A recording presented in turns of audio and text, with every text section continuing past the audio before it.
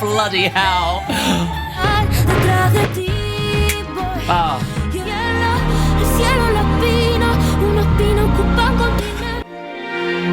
7 heavens, 1,000th heaven.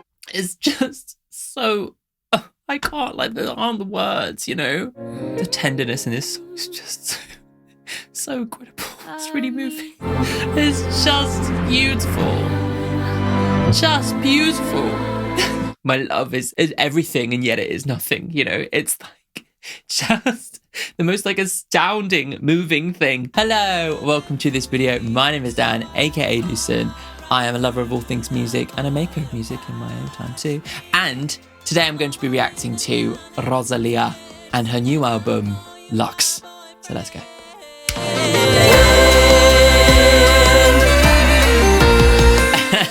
So it's taken me quite so long. Not only did it have a kind of very quick release cycle and kind of caught me off guard, but also it released while I was on a 3-week holiday in Japan. So I haven't been able to record it obviously while I was on holiday. And then when I got back, I had like a list as long as my arm of other things I needed to catch up on before I did this. So it's been a bit like, you know, and I wanted to give it the space. I don't want to rush it. I'm sure a lot of you saw my Motomami reaction. I loved Motomami and I thought it was so beautiful. And the way that she managed to connect to me what the songs meant without even understanding the lyrics, I thought was just like a magical kind of experience in that video, you know. And yeah, and then like El Mal Querer gave me so much more appreciation for her like artistry and her voice and her talent. Honestly, considering like the stuff that she has done, who fucking knows where this is going to go? Like, I haven't heard anything. Like, I saw a couple of bits saying that there's lots of different languages on the album, I think. But like, that's all I have to go on. Like, I haven't even heard a snippet of anything. So yeah, I'm going in completely blind. Yeah. Oh God, isn't that exciting? Not only everyone online has been saying you need to listen to this, but also like my boyfriend's been telling me I need to listen to it. Like my friends have been telling me I need to listen to it. It's like, yeah, like I know. But yeah, okay, before we jump into this album, if you're new to the channel and you haven't checked out any of my other videos, make sure to check out my other ROSALÍA reactions, Motomami and El Malquera. Yes, and if you love my kinds of videos and want to support me even further, then you can do so over on Patreon, where you can watch this video with absolutely zero cuts in any of the songs or anything, and my full unedited analysis and thoughts. But also, you get a whole bunch of bonus videos as well, including, you know, new song reactions, music video reactions, and all the stuff that's requested in the upper tiers as well. Yeah, so make sure to go and check out the Patreon. If you can't afford to actually support me financially this month, then even just like going on to the free tier, it's great because it means that you can really keep up to date with everything I'm doing. Oh God, I'm so excited about this. Song number 1, this is Sexo, Violencia y Llantas. Practicing my Spanish pronunciation today. Cool, let's go. Ooh, I like how distant it seems. Ooh, oh. The intensity back to like the lightness is just beautiful. Tension building. Oh. ¿Quién pudiera vivir entre los dos? God, I love her voice so much. ¿Quién pudiera vivir entre los dos? Doy luego amar a Dios. Oh, love that little echo.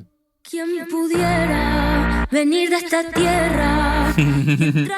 Volver a la tierra. Que entre la tierra y el cielo. Nunca viene suelo.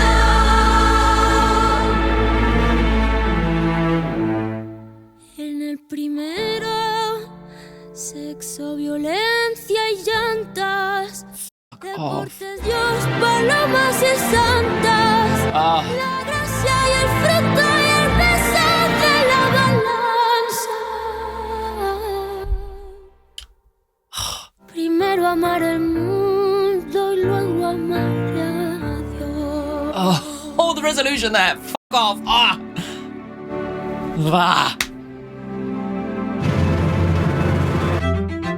Okay, into the next one. Oh, fuck. What a big... What amazing beginning. Oh, God. Just like, I love the kind of theme of like dynamic push and pull. That seemed to like really underscore that entire opening track, right? It was all about like the quietness, pushing forwards and then bringing it back. You know, that was the entire theme. Loved that as a kind of like a basis for like an opening track. It's like teasing you. It's like bringing in that tension and not giving you that full sense of satisfaction, always bringing it back, you know? And just the absolute brilliance with which that kind of dynamic is controlled is just stunning to hear, just absolutely stunning to hear. And then, of course, like this song was just a showcase for her voice, allowing it to just be crisp and clear and delicate and beautiful and just express itself, because there was so much space for her voice. And I thought that was a really beautiful way to start it, because like this album is an expression of her voice, of her creativity, right? Hang on. What would my kind of interpretation of the feeling of that song be? Maybe getting what you want, but it not being all you expected it to be, you know? Maybe that's the kind of feeling that I'm getting from this. I'm going to do this for every song. I'm going to give my interpretation before the lyrics. Who could live between the two? First, love the world and then love God. Who could come from this earth and enter heaven and return to earth? In the first, sex, violence, and tires. Who could live between the two? Asking ourselves some existential questions about life, the afterlife, bringing yourself to love a world that is full of violence, you know? And the tires, I guess that's like a connection to the driving, the motomami thing. Grace the fruit and the weight of the scales. Like it evokes so much kind of classical painting imagery. Michelangelo or Da Vinci or anything like those artworks, like people trying to piece together what human existence is, what it means, and how it relates to the afterlife. This song feels like it's in the same world as that kind of classical artwork, you know? But then sonically, it also has like the edge, which kind of gives me that kind of heaven. Yeah. So if the classical, like beautiful orchestration represent heaven, then maybe those like more like harsh elements represent the earth itself, and coming to terms with almost like the sin of man, trying to find some sort of eternal beauty and eternal purity, which then plays into the white of the cover, this purity, you know. Maybe it's something that she's going to be searching for. I don't know. Oh! Just like such incredible imagery that kind of sets up the whole album as being something that's like bigger than us. It's very exciting. Let's go to the next one. This is Reliquia.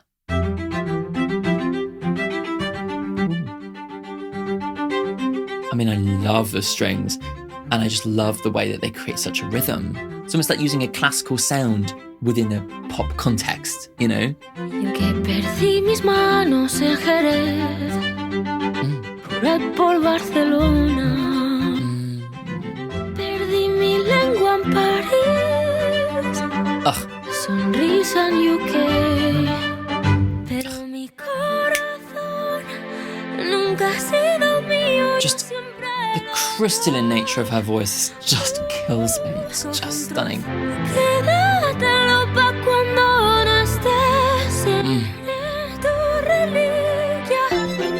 Oh.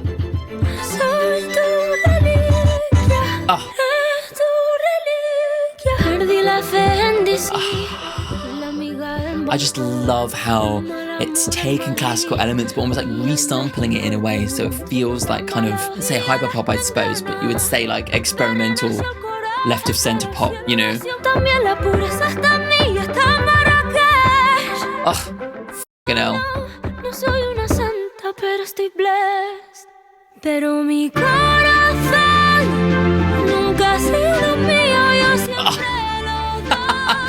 Oh.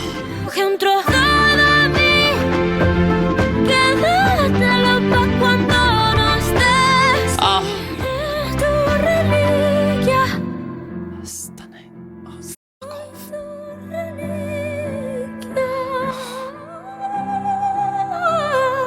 off. That piano.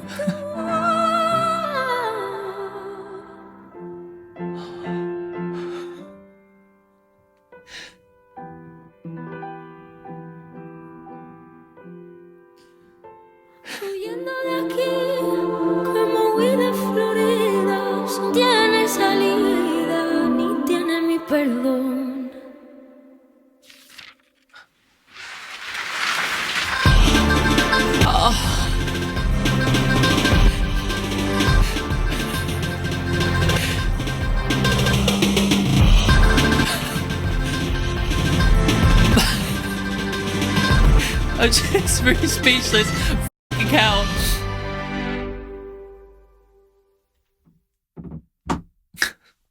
Oh my God.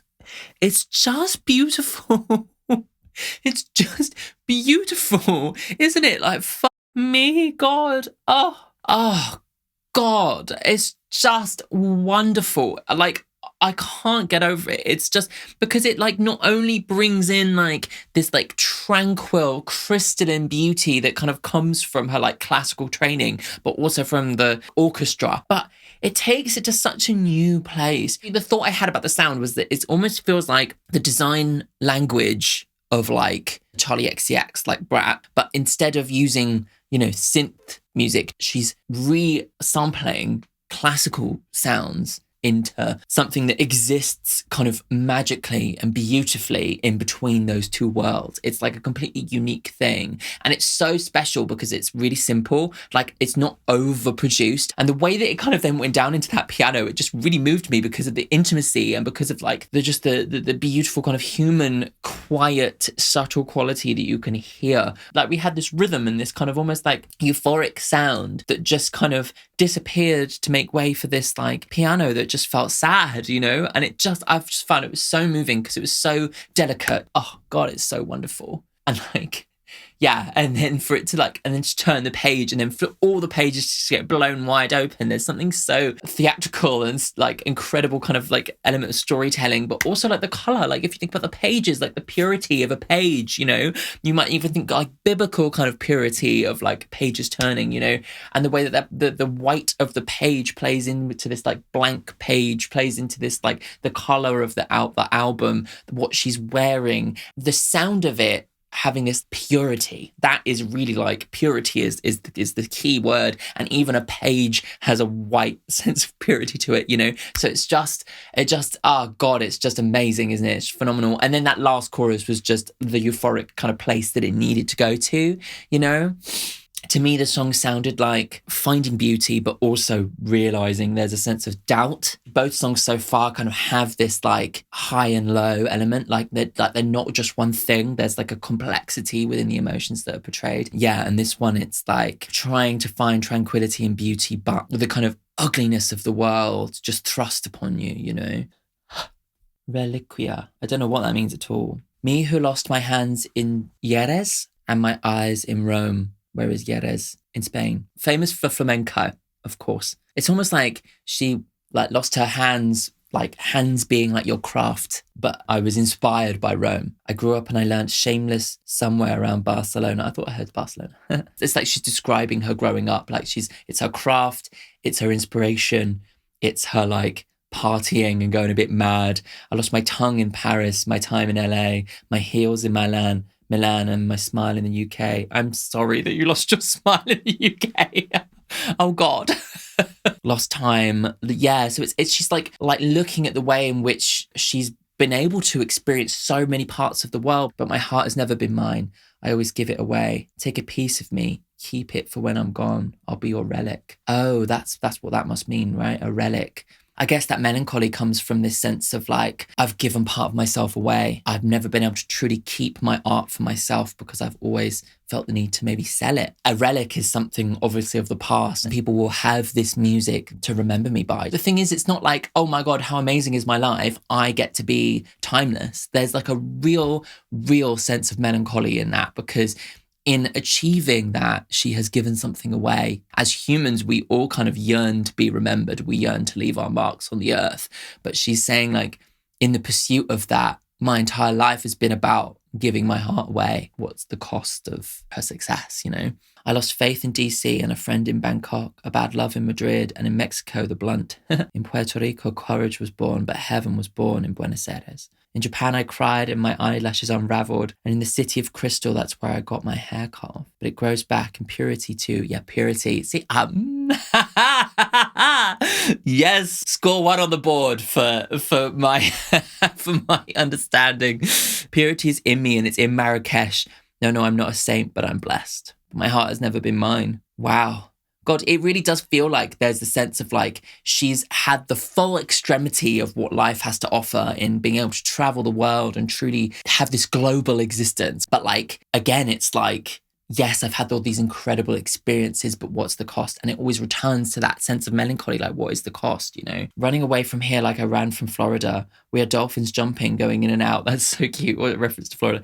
Of the scarlet and shining hoop of time. It neither has an exit nor my forgiveness. Something like not having an exit, being endless, time being endless. It's asking these super like high level questions of the universe. Yeah, like the other thing I'm noticing is like constant references to heaven and earth. Like this song is very much like the verses are all about the earth, but then she then mentions like trying to find purity, trying to find heaven. And that's the heaven and earth. And if heaven represents like some sort of tranquility, some sort of like perfect paradise where nothing is ever wrong, then earth represents these two sides of the coin, you know, everything having to have a cost. And I feel like that's what she's exploring on this song is, if I'm an earthly being, then I will always have to pay the cost. And the cost of this beautiful life of traveling the world and getting to experience the true highs is the lows, and perhaps the ultimate low of her having to give part of her heart away, you know? Like, oh, it's just so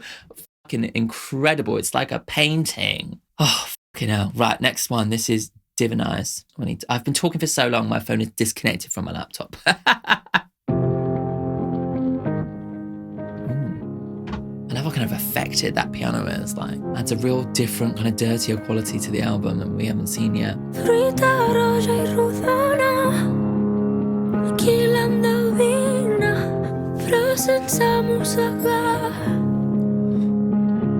God, I just can't get over her voice every single time I hear it. It's just stunning.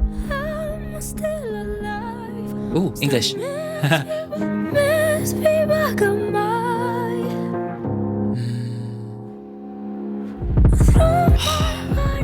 Yes, this is it. This is what I live for. Oh, this shit.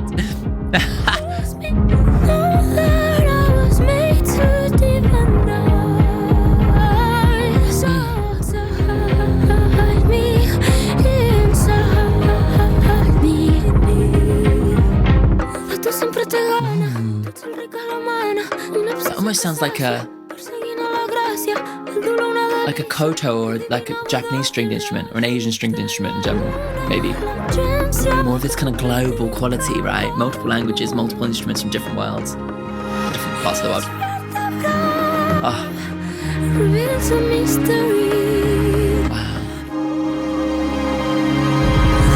Wow. Oh.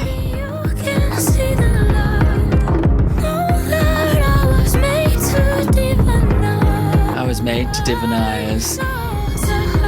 Wow. I wonder if her like sense of divination is connected to like her music making, maybe.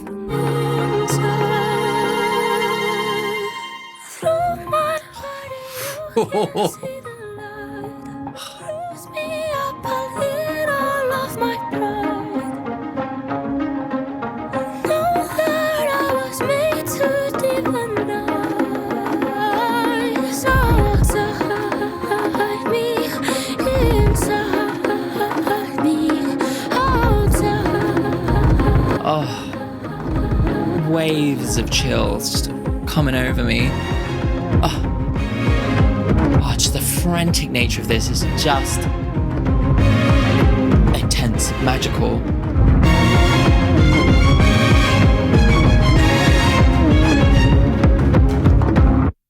Oh my God.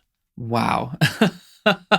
Just, oh my God. I've just the beauty of this and the beauty of the sound design, it just is overwhelming, because like it exists between like it's like the beauty, this purity being like upset by the dirtiness, by like it's like punctured by dirtiness, you know. And that drum was just absolutely stunning because it just added like this grit and this like real like dirty sound to something that was so pure, you know.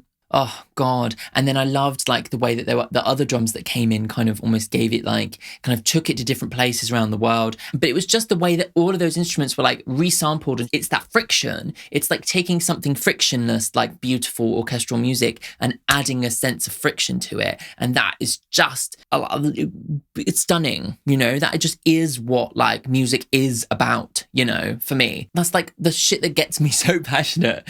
And she just does it so elegantly with such a specific vision, you know? And then her voice over the top, like, fuck me. Divination is like predicting the future, right?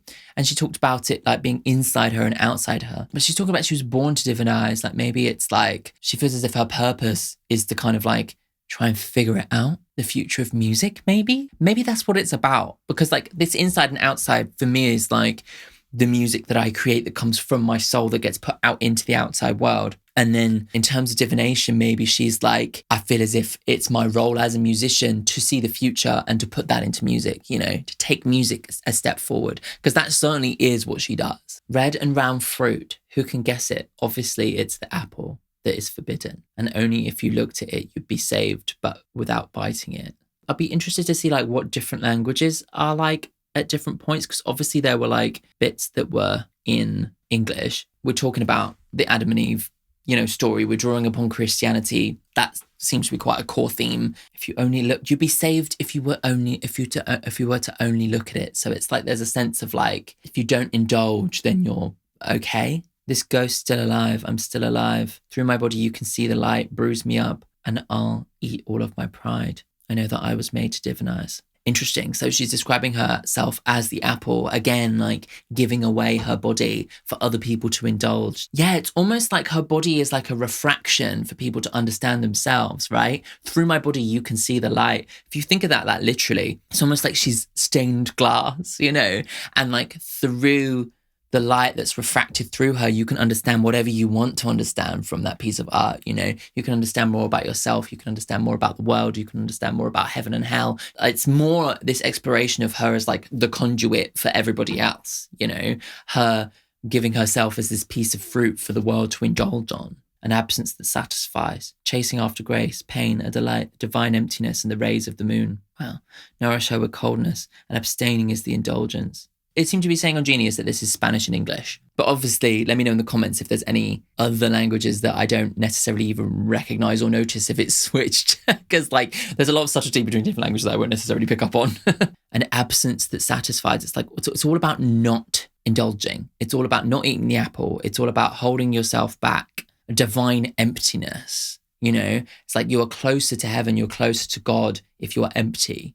Each vertebra reveals a mystery. Pray on my spine, it's a rosary. Oh my God, that image. It's grotesque, but also beautiful. Like, and it really seems to be like, you know, I'm offering myself up to you for you to find your own kind of sense of spirituality. And oh my God, the two languages, it's like translation, right? Right, okay, so we spoke about her being this stained glass, how she is refracting music to you. The light is shining through her. It's almost like she's translating something divine into something that we can understand in music. And so this comes in two languages. Maybe what she is taking into her body is represented by the Spanish, and what she is refracting out to us as listeners is in the English. She is a translator, and to kind of like use like her native language to express what's coming into her head, and then English to express what's coming out of her head, really not only reflects who she is in terms of like, you know, her identity as a Spanish person, but like English is the common language in a lot of the world. And so English as the common language being the moment where she translates to us. That's an intentional choice to use English specifically. We're on song 3. How long have I been recording for? Jesus Christ. I'm so sorry if this is really long. But yeah, I can't like stop myself from, I need to put in every single detail. So just buckle in, chaps. I'm sure you've already seen what length this video is. And if you've chosen to click on it, then good for you. I really hope that I haven't like put anybody off from watching this because it's too long. Like, oh yeah. Actually, when you think about divination being like her seeing something other and translating it to us, that's what it is. The music is the thing that she is translating to us through her process of divination. Oh my God, it's just stunning. Okay, next one. This is Porcelana. Porcelana.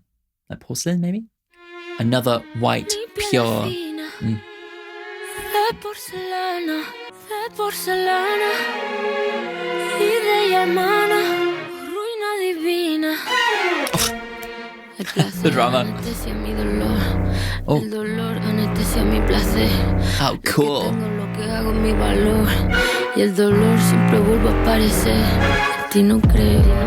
Oh, I love that she's brought in the kind of rapping spoken style. That string sounds synthetic, like it's been pushed beyond where it should go.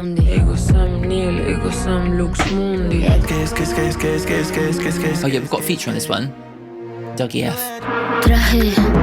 Oh, timpani. Oh.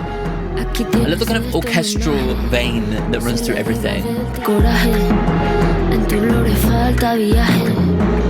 It's almost kind of like almost subtly reggaeton, Latin American style as well. No idea what he's saying. This one feels like more end on end, like we're going to different places, you know?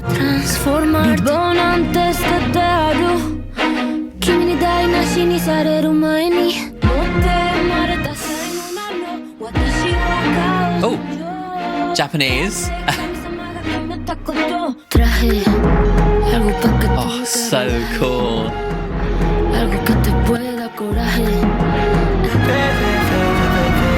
He's just speaking in like syllables, which is very interesting. Here we are, still on the same song.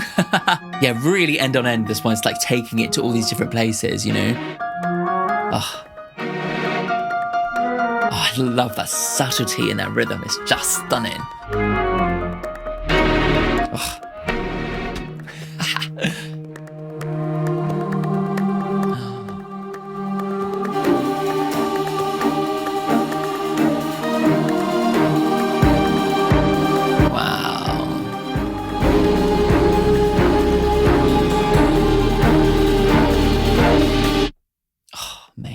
Wow. That one really felt like a journey, you know, journey around the world, like featuring different languages. I'm going to have to really make sure I figure out like what, like where is in which language rather than just look at the translation. But like sonically, it felt like it was going to totally different places. Like it felt like it was almost like giving hints of like that kind of reggaeton and Latin American rhythm. But it never fully went into that. It never fully went into anything, you know, it kind of like would touch upon it and then off it went, you know, into something else. Like it felt like those really light rhythms almost kind of felt like it was referencing flamenco, the claps. It just really felt like it was, yeah, like darting around but never quite landing on anything. And I wonder whether maybe that's like an allegory for the story of this song and maybe like connects to what she was saying in the previous songs about her like sense of going everywhere, right? I wonder whether maybe there's this feeling of like, because she is going everywhere and never settling in one place, maybe she feels like she's never built a life from the ground up in one place for herself.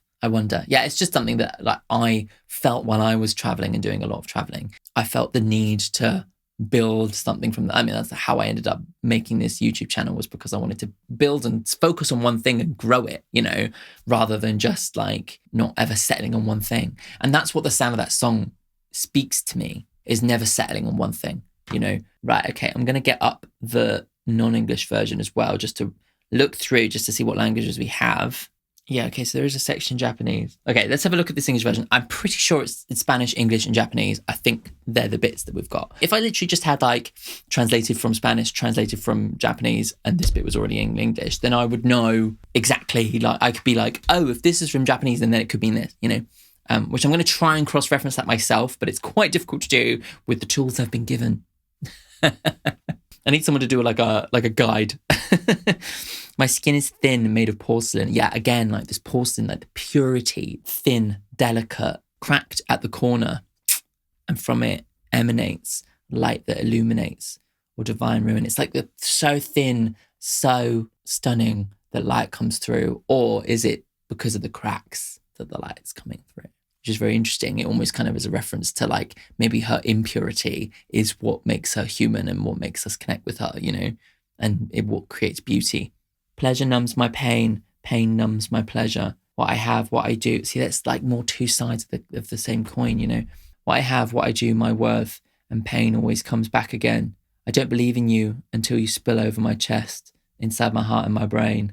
That's got to be a reference to like sex, right? But then, I don't know, like maybe sex with God. It's given me that, you know? Like a cocktail falling down my throat and pouring through my hair to the floor. Wow. There's a sense of like nothing being permanent. I am nothing. I am the light of the world. I brought something that might make you brave. Your law lacks journey, but you've got too much baggage. Your story of your life, I'm speaking to somebody who has so much baggage, but they don't have the journey. They haven't overcome the baggage. And I'm bringing you something to make you brave so you might overcome that baggage. I wonder whether maybe it's her position as a musician, like, and what she brings is the inspiration. I can poison you, I can heal you, I can lift you up, or I can humiliate you. For better or for worse, transform you. Oh, yeah. Again, more of this idea of her being the translator, the transformer, the conduit, the stained glass with the light shining through, but it becoming something different after it shines through, you know, all of that. Throw away my beauty before you have a chance to ruin it. Wow. It's a talent I was born with. I'm the queen of chaos because that's what God decided. She doesn't let anybody else control her. She's like, I'll throw away my beauty before you even have a chance to ruin me. You know, I have control over myself. I am this divine presence that sits above you, you know. She's almost like positioning herself like as this musical conduit, you know, as like something of like saint-like status, you know, even though she's said specifically like, I'm not a saint, but like the persona that she's almost like inhabiting is one of like a seer. Yeah. So the bit that's in Japanese was verse 2. I mean, it could relate to like Japanese religion. It could relate to Buddhism. It could relate to maybe there's like something within Buddhism that she's inspired by in terms of like having a strong sense of self that can't be swayed by the kind of mortal world, you know, maybe that's what that's about. But again, like quite a specific choice to use 3 different languages on one song. The thing about the different languages for me is like she positions herself above language in a way. Music is beyond language, and what I have to tell you is beyond language. It's something that unites us all. It's very cool. Right, I'm just going to have some lunch because I'm starving. I'm like not making fast progress with this album, but that's okay. Right, so next, Mio Cristo piange, diamanti. Let's go. Sei l'uragano più bello che io abbia mai visto. Just that quiver in her voice is just Il migliore. The most beautiful thing. She truly has one of the most beautiful voices around.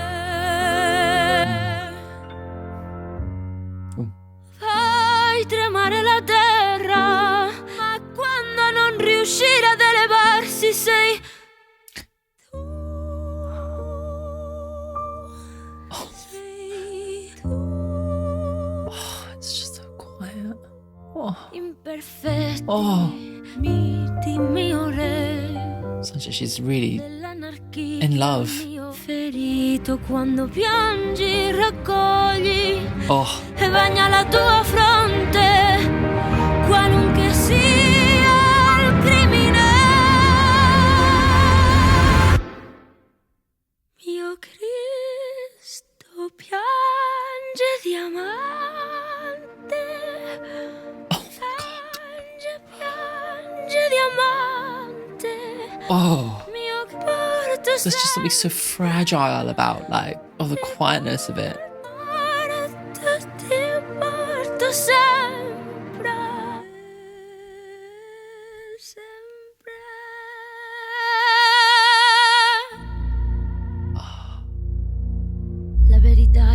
God, her voice is just astounding. Nascosto dalla luna, una volta svellato, so che non lo di me. Quanti pugni ti hanno dato? Oh, hello. Avrebbero dovuto essere abbracci e avrebbero potuto essere pugni. Mio caro amico. Oh, the danger and the fragility of her at the center of that danger. La gravità graziosa, la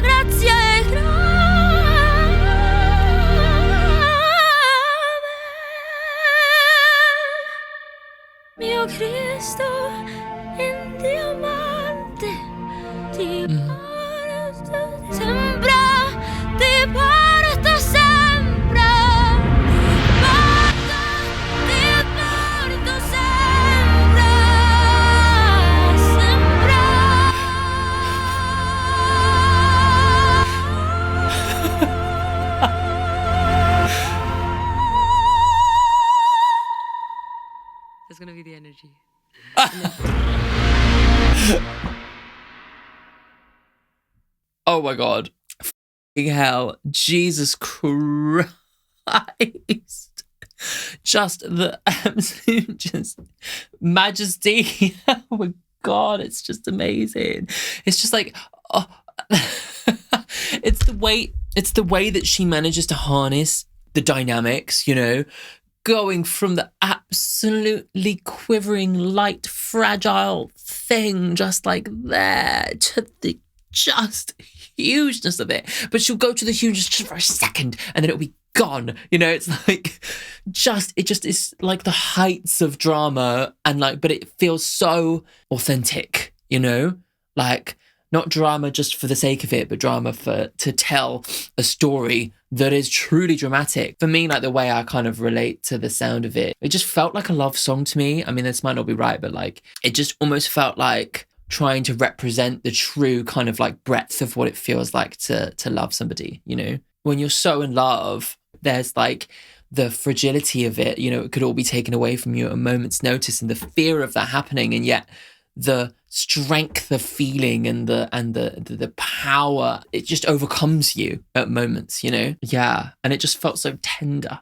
I think that's the thing that really got me, and why for me it sounds like love is this tender quality that you almost have to treat somebody with such tenderness in order to be allowed to love them. I think because like when somebody loves you, they're putting themselves in a very fragile state. They're putting them in your hands, and you have to treat them with respect, you know? And that's kind of what it's almost like the fear of breaking this delicate thing. It really just, it's so moving because it's just like, and unlike anything else I've ever heard. And the power of the storytelling is just next level. You're the most beautiful hurricane. See, a beautiful hurricane is how that song sounded, you know?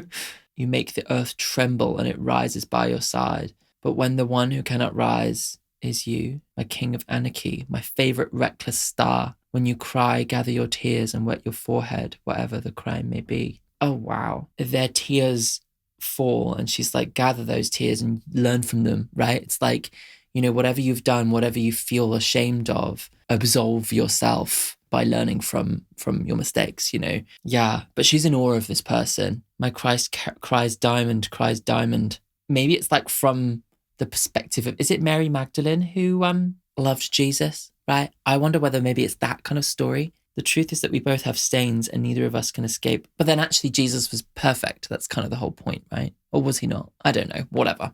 Maybe it's not that. The beauty in the teardrop, the diamond tear is just stunning as an image, isn't it? Like there's something of you that I still don't know, like the dark side of the moon. Wow. Once revealed, I know I won't forget it. How many punches were given to you that should have been hugs? And how many hugs have you been given that could have been punches? My dear friend, love that cannot be chosen and cannot let fall. My dear friend, with you gravity is graceful and grace is grave. Wow. Maybe it's like a more like a relationship that she doesn't know them fully yet, like the dark side of the moon, like such a beautiful way to put it, like element of you that I haven't seen that might be a darker side of you, but I know that it's come from like the pain that you have experienced in your life. You know, the punches that should have been hugs is just absolutely heartbreaking because it kind of like signifies this person who was not maybe not given enough love, and then the hugs that could have been punches is almost them being scared of loving because they fear letting people too close to them, and ROSALÍA has gotten close to them, and that's the fragility, isn't it? Like this person is like clearly been damaged by what life has given them, and she's like, you've chosen to trust me, and I have to not break that trust, you know? She kind of understands it in a way where it's like, in your pain I see beauty, in your tears I see diamonds, you know? It has made you who you are, you know? You might have been dealt a really tough hand, but I'm proud of who you are, you know? Because every part of you is beautiful, even the dark side, you know? Even the tears.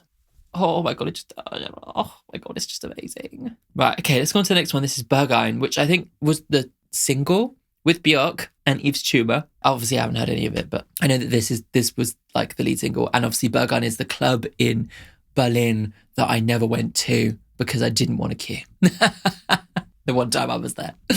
But yeah, okay, let's go. Okay.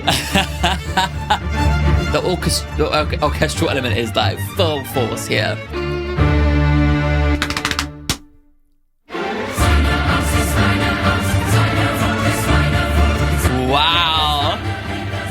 So we've got German.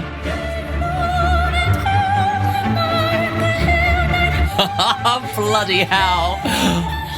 Bitch, come on. Wow, it's like she's like the conductor overseeing the whole orchestra. Gosh, she's like a celestial being above the sins of men. I just love it. It's fucking amazing.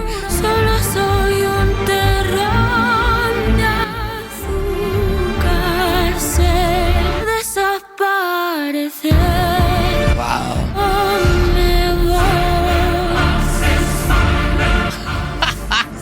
This really does set a tone, a hugely orchestral and dramatic tone for the whole thing, doesn't it?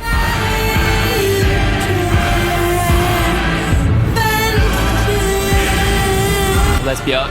Hello. Wow.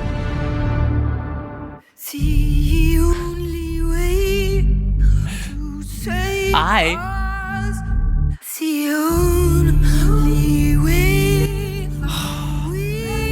So happy to have Björk on the ROSALÍA track. Like, what a collab. I'll fuck you till you love me. I'll fuck you till you love me. I'll fuck you till you love me. Wow. Till you love me. Till you love me. Till you love me. Till you love me. Love me. Oh my God. I'll fuck you till you love me. Love me. Love me. Love me. Love me. Is that it? Oh my God. What the fuck? God, what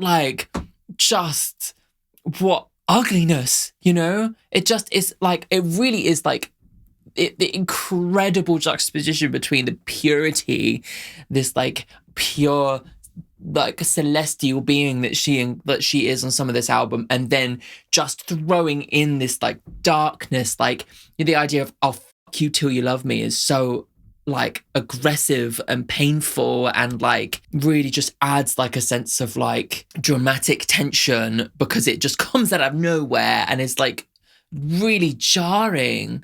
But there's also something kind of like sonically beautiful about that juxtaposition, you know, as I've said, the friction, that is just like astonishing to build up this huge level of dramatic tension. And for that to be the payoff is just like outstanding, because it really does feel like the mashing together of worlds, of genres, you know, like to kind of take something that is just so like almost like kind of, yeah, like German like opera style, and then for it to kind of build into this thing that then ends up with something that almost sounds like sampled, that sounds like American. It could be like related to hip hop. It could be, do you know what I mean? Like, it's just completely fucking unique. And of course Björk's involved, like, because of course she is.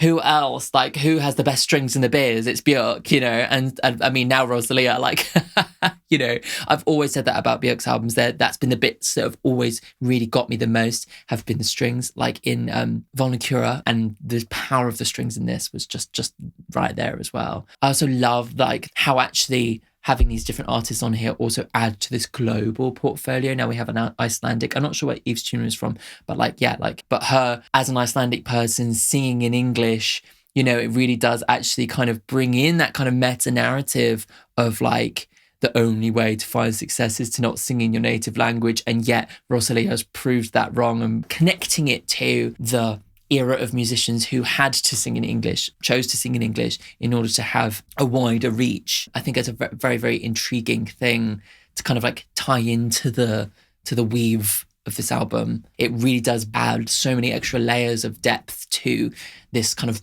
global album that we're creating, you know, and actually maybe how this album would not have been possible and would not have been successful even like 3 or 4 years ago, you know. God, the drama here, it really does feel like, yeah, like the sins of men. That's my vibe for this one. And I wonder whether Bergine as a club represents the sins of men. You know, we talk about human desire in the context of like sin and like lack of purity. Like Bergine is the opposite of purity, right? It's like, you know, kinky as fuck and staying up and partying all night. It's like true indulgence, right? His fear is my fear, his rage is my rage, his love is my love, his blood is my blood. Yes, okay, so that bit's in German. The verse 1 is in German as well. And then verse 2 is in Spanish. And then Björk's verse is in English. So here we have 3 languages again. The thing about German as a language adds this extra level of fire, this extra level of like drama to it because of the kind of historical artistic links that we have to like German classical music, I think. At least as like a layman myself, like when it comes to classical music, that's my interpretation. That's where it takes me, you know. The flame penetrates my brain like a lead teddy bear. I keep many things in my heart. That's why my heart is so heavy. The lead teddy bear is something that's supposed to be light and soft, being heavy. The his fear is my fear stuff seems to be like, I mean, it could be about a lover, about sharing these emotions and kind of being so intrinsic with that person that you love, or it could be like religious, you know. I know very well what I am, tenderness for coffee. I'm just a sugar cube. I know that heat melts me. I know how to disappear. Oh, the sugar cubes. That was Björk's original band were called the Sugar Cubes. So that's gotta be that's like very, you know, that's intentional, which is so cute. But I love how she turns it into a metaphor about like impermanence, the balancing out the bitterness of the coffee with the sugar, like that balance. Yeah, I wonder whether maybe it is about her relationship and how she's the sugar, he's the coffee, you know, that kind of thing. Maybe it's that. The only way to save us is through divine intervention. The only way I will be saved is through divine intervention. And then I'll f you till you love me. Wow. You know, obviously divine intervention. The only way to be saved from the sins of man is to be rescued from divine intervention. And in that last section, I'll f you till you love me, just it's like the 2 sides of the coin, the aggression, the pain, and then love me, you know. It's like I'll do something horrible to you until you love me. It's the beauty and the ugly, both sides, you know. But it also kind of feels like, you know, this is the humans, the sin of the humans that we're trying to be saved from through this divine intervention. Yeah, and it doesn't seem to mention Bergine. Shall I actually Google what does Bergine actually mean? So literally it means mountain grove. In the song, it's got to be to do with the club. Yeah, maybe the fact that a mountain grove is such a beautiful, tranquil place, you know, and yet the club is harsh, techno, heaviness, sex, everywhere. You know, it's like the dirtiness, getting into the grungy dirtiness of that side of sex, you know, and really indulging in that. All of those kinds of things is in the dark. It's very much the antithesis of like what a mountain grove is supposed to represent. And so maybe like she's playing with 2 sides of the coin throughout this entire album, heaven and earth, purity, beauty and ugliness, her being the translating point between something coming through her and out of her, you know, inside and outside. Like there are 2 sides to all these things. And even the word Bergine kind of has these 2 different connotations, you know, that are really so far apart. That seems to be like a real kind of part of like her exploration of existentialism is 2 sides, the 2 sides of everything. Yeah. Oh, sorry, it's going to take me hours to get through this album. I hope you're ready. Right, next one. This is La Perla. Perla. I think I need to do some Spanish Duolingo. Oh, this one's featuring Yaritza Itzu and Esencia. Wow, this is a different vibe. Waltzing guitar. Wow.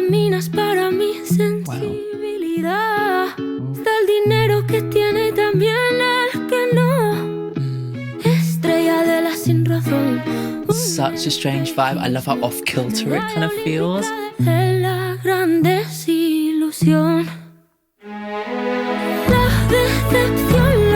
Huh. That timpani as well, adding such weightiness.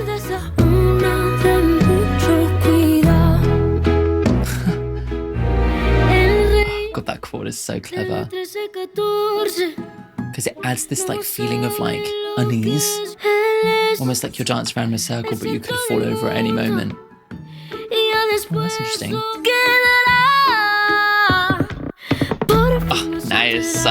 Siempre mientes más que hablas, te harán a la deshonestidad. Wow. It's almost like this feeling of like being on a carousel or something and not being able to get off, you know?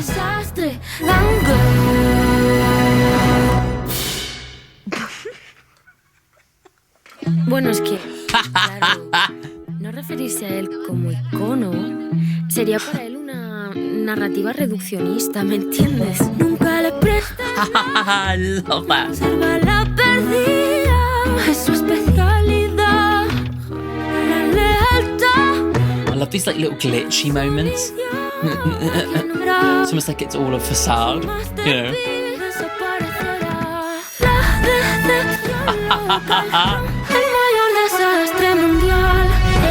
Wow. Nadie se fía, una de mucho cuidado. Wow, what a cool song. Completely different. Really kind of like brought in such a different mood, like after the drama and the heaviness of Bergine, to like go straight into something with this like, you know, waltzing guitar. Really shocks you because it just kind of comes out of nowhere, but it proves itself to still very much be within the same vein of this whole album as it expands as we go on, you know.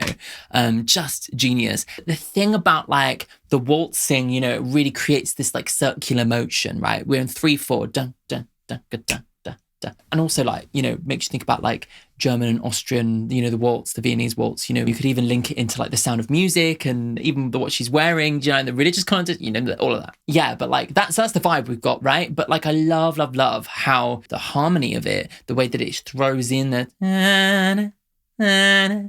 chromatic moment with the spinning motion of the song, almost kind of feel like something's a little bit off. We're doing this beautiful waltz and everything looks pristine and beautiful, but that underlying bit of harmony really shows you that everything's not quite as beautiful as it might seem on the surface. So it kind of has like all that storytelling just within the motion of the song and the harmony, you know, like so clever, so interesting. At this point, it's like, yeah, of course, it's incredible. Hello, peace thief. Minefield for my sensitivity. Playboy, a champion, spends the money he has and also the one he doesn't. Olympic gold medal for the biggest jerk. You've got the podium of the greatest disappointment. The local disappointment, national heartbreaker, an emotional terrorist, the great disaster in the world. He's a pearl, one to be very careful with. Oh, interesting. I wonder whether the idea of a pearl is that like maybe they can be easily faked, beautiful on the outside, but grit in the middle, you know, maybe that's it. Yeah, because it seems like he's a very charming person, but like is somebody who's spending money that they don't have and like, you know, is out there like being very charming, but like ultimately being a bit of a shit. At last you go to therapy, the psychologist and even the psychiatrist, but what good is it for you if you always lie more than you speak? They'll build you a monument to dishonesty. Always self-invited, lives in others' houses if he can, a walking red flag, a huge disaster. They'll say it wasn't him, it was his doppelganger. I mean, yeah, it could be speaking of like someone like a political figure, but also of a romantic partner, you know. Well, of course, not referring to him as an icon would be for him a reductive narrative, you know. Never lend him anything, he'll never return it. Being a lost bullet is his speciality. His masterpiece, his collection of bras. If you ask him for help, he'll disappear. Yeah, a local disappointment, but a national heartbreaker, an emotional terrorist, like someone who's gone around breaking hearts. Interesting, especially considering like the romance that she seems to have been talking about earlier. I wonder who this might be about. Such an intriguing song. I love the idea of there being more than meets the eye. The kind of beauty of the waltz, but then that unsettling feeling. Maybe that could represent this character who comes across as very beautiful on the outside, but underneath is much more menacing, you know? So let's go on to the next one. This is Mundo Nuevo, a new Mundo, whatever Mundo is. I love that kind of purity there. Almost like an announcement.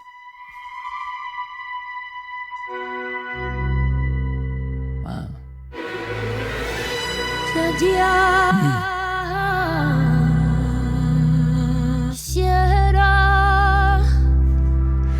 Quisiera yo renegar.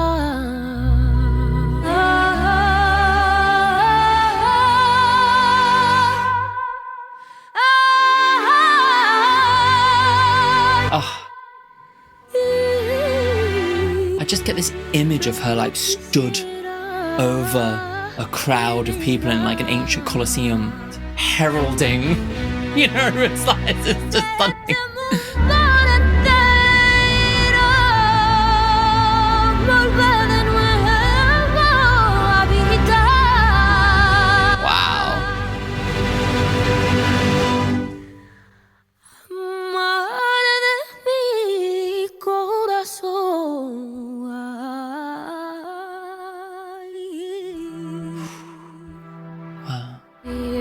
mitad.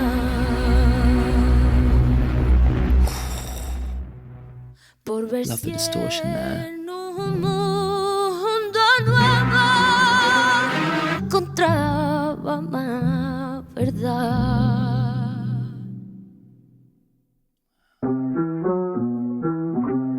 Como que Wow. That kind of song almost feels like a bit of like an in-between track, doesn't it? It almost kind of feels like she's gone from this purity, this high frequency, and kind of we've descended. It feels like transitional in a way.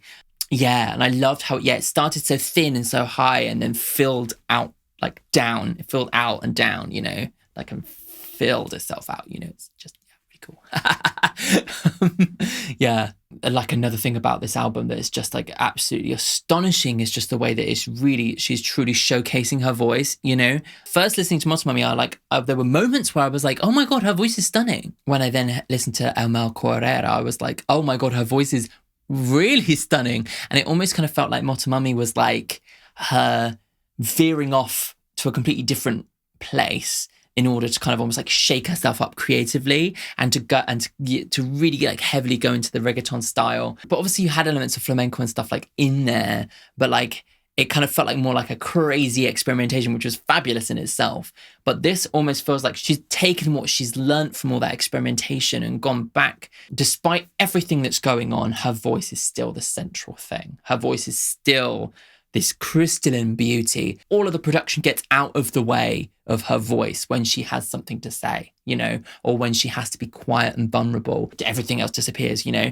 And so it kind of ends up pulling together both of those worlds, maybe in a way that Motomami wasn't trying to do, you know? I would like to renounce this world entirely, to live again, mother of my heart, to live again, to see if in a new world I could find more truth. Oh, that's what it is. Mundo must be world. A new world. Yeah, okay, so that idea of transition, like looking for something new, is very interesting there. A strong theme here is that she seems disappointed by the world. I think that is like really seeped into this album is the way that she perceives the world in the current moment, and using the kind of like the story of Christianity and conversation around purity, beauty, heaven, angelic things, and the sins of the earth, you know? Yeah, and this one's like, how am I supposed to find any sort of truth within herself, truth within what's the meaning of life, truth within like what's, you know, the point of everything? How am I supposed to find that truth in this world? Maybe I should just leave it behind. Maybe we should just abandon all hope for this world and maybe hope that there might be a new world somewhere that we might be able to find that truth in. Or maybe like her finding a new world is like in maybe an internal world as opposed to the external one, you know, maybe that's what it is. Within the context of 2025, this seems very pertinent to kind of have an album that seems to be painting the earth in a very kind of like, in a dark way, you know. Cool. Next one, this is De Madruga. Oh, nice.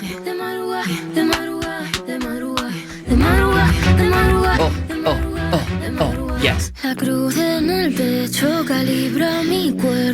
Love the bounce in this.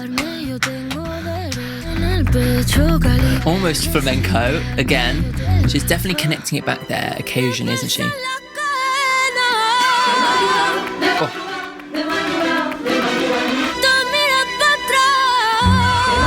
Wow.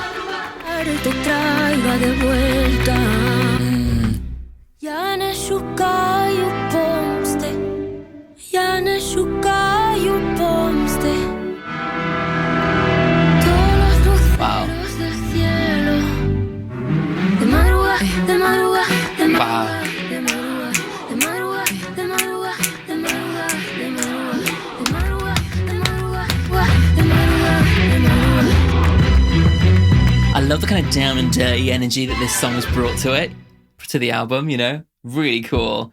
Yeah, it almost kind of feels like some sort of like demonic kind of presence. Yeah, it's bringing in the darkness. You've got that in the sound of it. Like it's kind of a bit more like, oof, oof, oof.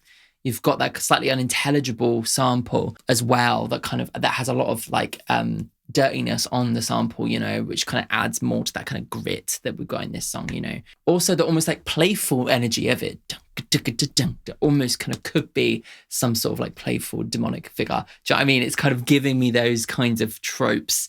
At dawn, Oh, interesting. That's what that means. Cross on my chest calibrates my body. I've got every right to get even. The chains are too heavy at dawn. From looking back so much. There ain't a gun, Glock or Beretta, which I'll shoot and bring you back. Oh, revenge. Okay. I'm not seeking revenge. Revenge is seeking me. I've got 1,000 tongues of fire all on my hair. It's almost like she's been possessed or has become a figure of revenge. If you think about the way that at the beginning of this album, she was this blank page, you know, she was this pure figure. This almost represents like revenge blemishing her, you know, and her like seeking revenge or seeking something through revenge that's like dirtied her character and maybe led her astray. That's kind of the story I'm getting from this, you know. But it's like the chains being heavy, like looking back so much. Someone who's seeking revenge is somebody who's going to be looking back at something that, because they've been wronged by something in the past and therefore like looking to seek revenge, right? But like the weight of always like carrying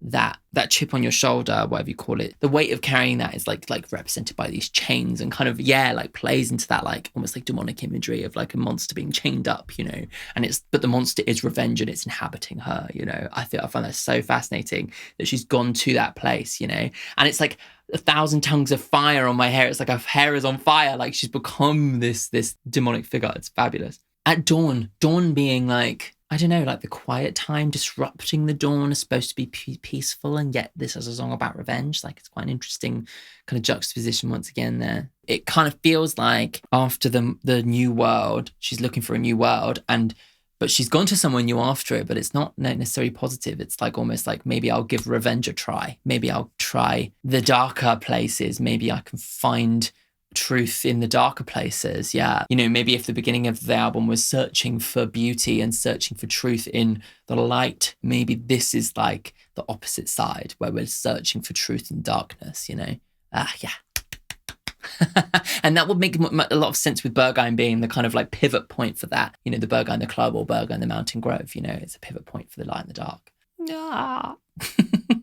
This is so cool. Right, next one. This is Dios es un stalker. Two stalkers. Yo te sigo, te improvisa. Like the sense of rhythm with that cello, double bass. I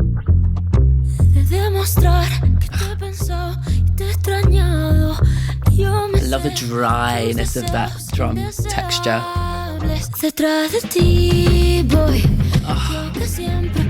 Oh, gorgeous. Love it.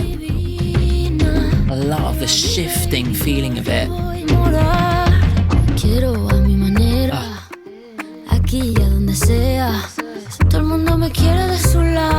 I literally love this. This is so cool. This almost seems to be almost like translating the kind of more like pop music that she's been doing, the kind of connection to reggaeton and stuff. Oh. I was going to say, but doing the classical version, yeah. But let's continue. What an interesting key change. Oh, I love this. This is so good.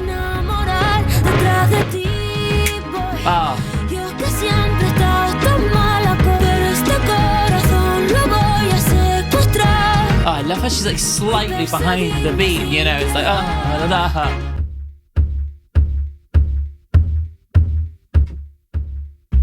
New song. I was like, what? Fabulous. Wow. Oh, God. Yeah. Oh. This album has everything. Like, I love that, like, we've had all this, like, you know, crazy operatic, crazy kind of like ups and downs and stuff. But then she still finds a way to sneak in a song that kind of has that rhythm, has that into the ground kind of feeling, which I think is a very pertinent way to describe this song, this idea of being in the ground, you know, to connect it back to what she has been doing the last few years, you know, like, because it sounds like almost like a cousin of like, oh God, what's the song? There's a song that's been like, the guys who work in the kitchen listen to a lot of reggaeton stuff. And there's like one ROSALÍA song that keeps coming on that I'm like, I know this one. Yeah,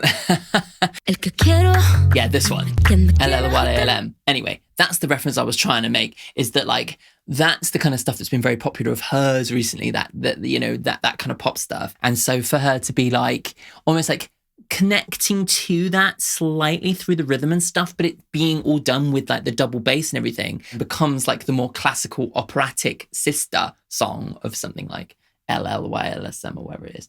I follow you, you improvise. Whether you go slow or whether you rush, you never realize that I'm your shadow. Ooh, interesting. And that's my way of showing that I've thought of you and missed you.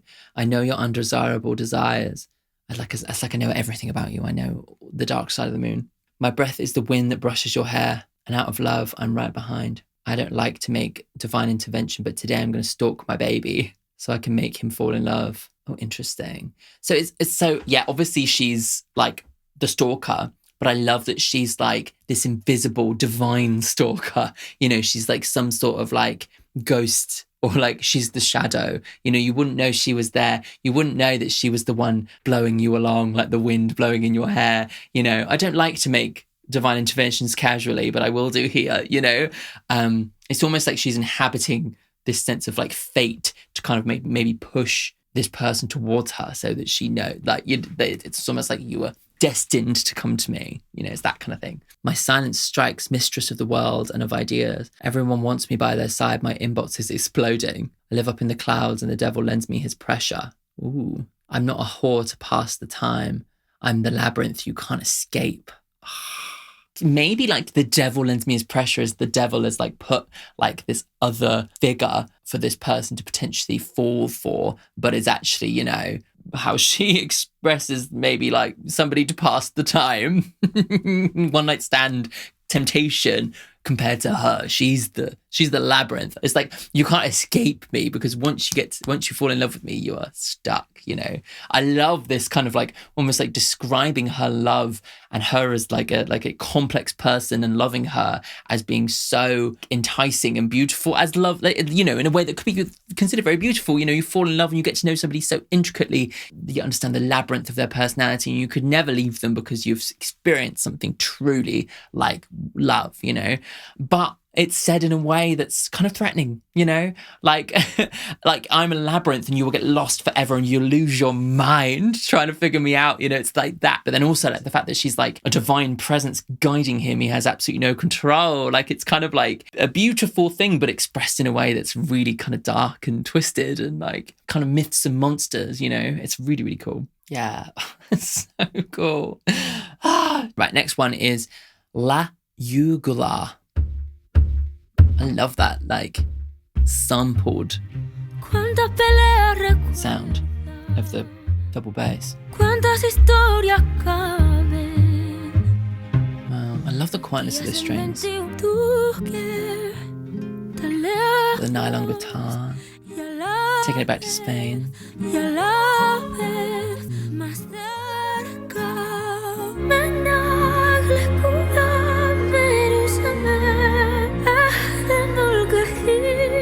Wow.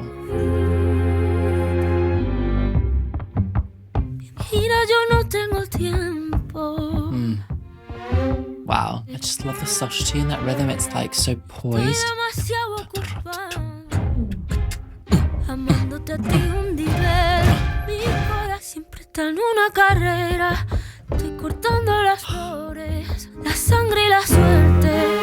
Oh my god. God,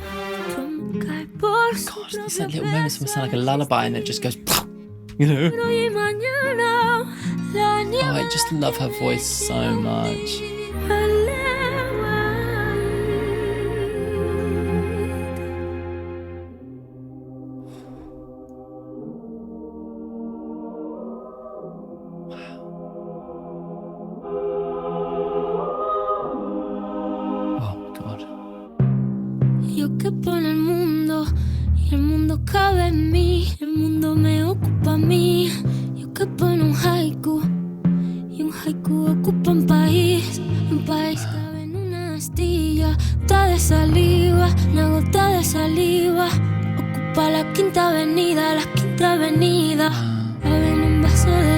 I love the delicate way in which not only does she sing, but like so many of the instruments bring such a delicate quality. It's so gorgeous.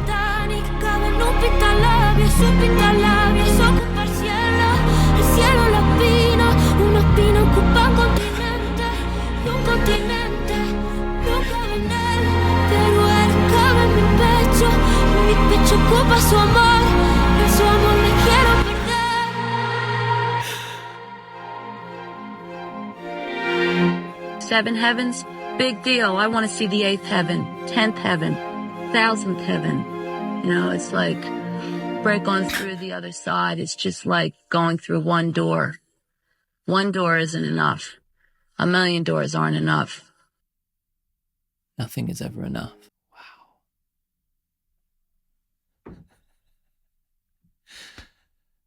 Wow. There's just something that like oh my God, it's just transcendent, isn't it? It's like a religious experience. You know, it really feels like that, you know?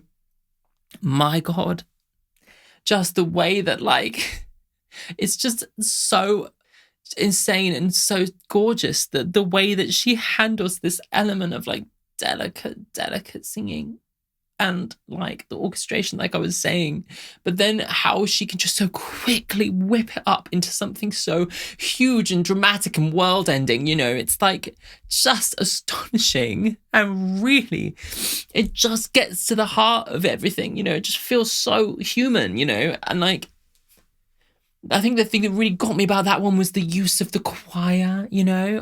There was just something so phenomenal about that. I feel like we haven't actually had much choir on the album. In that moment, it feels so shocking to have this quiet little like sound, you know. It's almost, it feels religious, you know. It's like that kind of like the connection to that kind of spiritual thing that like a choir brings, specifically for me as well. Like I've always kind of, you know, I grew up like singing in choirs and being part of like groups of vocalists. And so there's something really transcendent about singing with a group of people that's like very, very human and very, very beautiful, and something that always moves me. And I feel like she's utilized that so gorgeously at this moment to like just blow me away, you know. It feels transcendent, you know. It just, yeah, it's phenomenal. It's phenomenal. Well, this one has some Arabic in it. Interesting. Oh, it looks like Arabic. 4 verse 2. Okay. How many fights do the lines on my hands remember? How many stories fit inside 21 grams? 21 grams? What weighs 21 grams? Maybe a heart weighs 21 grams or something? You who are far away and yet closer there than ever than my own jugular vein. For you I would destroy the sky. For you I would tear down hell. No promises, no threats. Whoever it is that she's apart from, she would destroy the heavens and the hell, destroy every earthly plane and non-earthly plane in order to save them, as a gift for them. Look, I don't have time to hate Lucifer. I'm too busy loving you. Underbell. Who's Underbell? Your love is an avalanche. It collapses under its own weight just by existing. Yesterday, today, and tomorrow. The snow in which I want to sink. It really does feel like the level of love, you know, to describe love as an avalanche, something deadly, you know. And I suppose like in some contexts, it could be considered that, because you would do anything for them. You would destroy heaven and hell in order to save them, you know. It's just magnificent. Like, I fit in the world and the world fits in me. I occupy the world and the world occupies me. That's like such an interesting reflection on like being a human. Like everything that the world is like affects who you are on the inside. And yet I still am part of this world, you know? And again, it's two sides of the same coin, you know? I fit in a haiku, and a haiku occupies a country. A country fits in a splinter. A splinter occupies the entire galaxy. The entire galaxy fits in a drop of saliva. A drop of saliva occupies Fifth Avenue.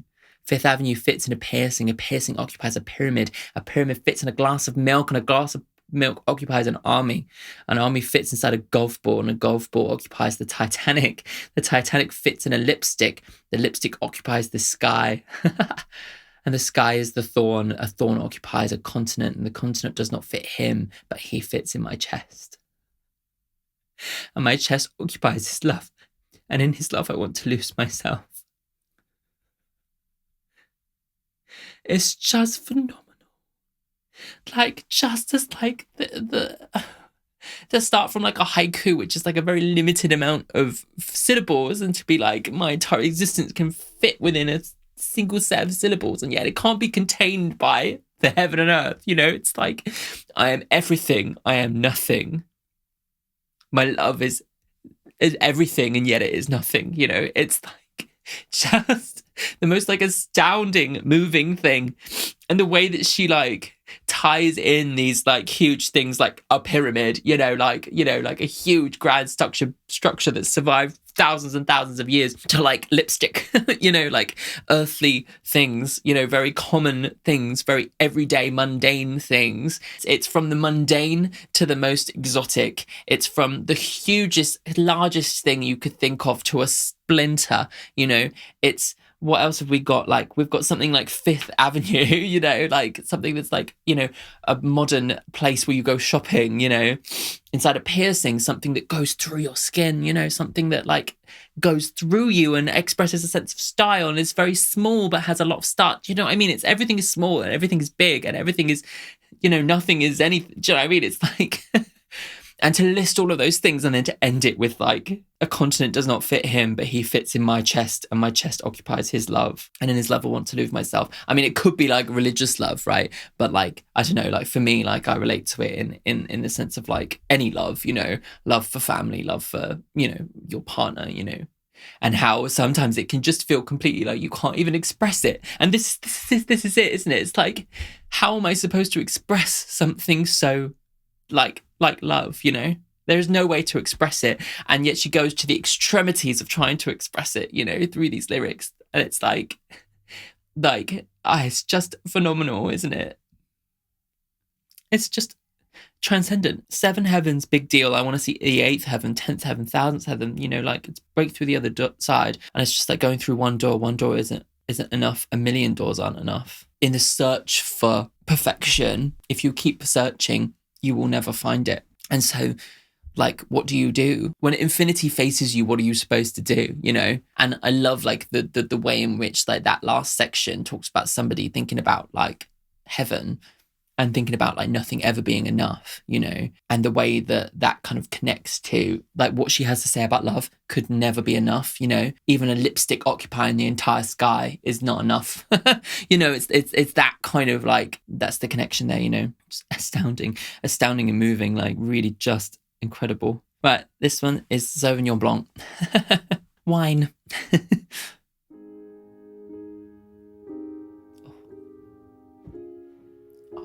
So light, so delicate. Oh. Mi luz la prenderé con el Rolls Royce que quemaré cuando no quede nada que perder ni cavar. Tu amor será mi capital. Sauvignon Blanc a tu lado, mi futuro está en el fondo de mi copa de Sauvignon Blanc. The tenderness in this song is just so incredible. It's really moving. Yo las tiraré, mi porcelana la dejaré caer. Estoy bien si estás tú. Yo beberé Sauvignon Blanc a tu lado, mi futuro son blanc a tu lado, mi futuro sé bien que será.